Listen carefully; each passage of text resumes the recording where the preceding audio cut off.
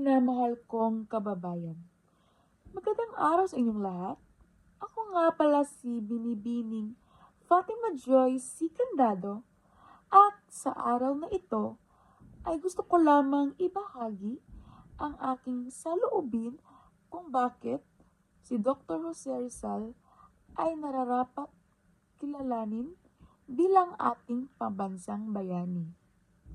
Marahil ay may mga nagtatanong at nagdududa kung karapat-dapat nga ba si Rizal sa titulong ito. Ngunit, hayaan ninyong ipaliwanag ko kung bakit walang kaduda-duda na siya ang nararapat na gawing bayani sa ating bansa. Una, ang ambag ni Rizal sa ating kalayaan ay hindi matatawaran. Bagamat hindi siya namuno ng hukbo o humawak ng armas, ang kanyang panulat ang nagsilbing pinakamabangis na sandata laban sa kolonyal na pag-aapi. Sa kanyang mga nobelang No Lumitang Hire at Il Filibusterismo, pinukaw niya ang ating kamalayan sa mapait na katotohanan ng kolonyalismo at nagbigay inspirasyon sa maraming revolusyonaryo.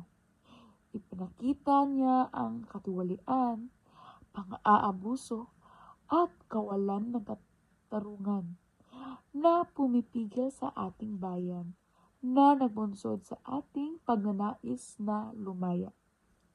Pangalawa, si Rizal ay isang tagapagtaguyod ng edukasyon.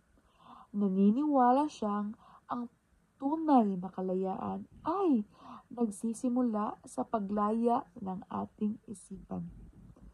Hinimok niya ang mga Pilipino na mag-aral upang maging kritikal at gamitin ang kanilang kaalaman para sa ikabubuti ng bayan.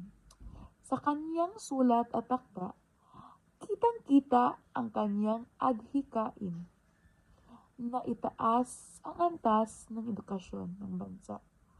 Nagbigay daan sa mas malawak na pag-unlad ng ating lipunan. Pangatlo, ang kanyang buhay at kamatayan ay nagsilbing simbolo ng ating pakikibaka para sa kalayaan.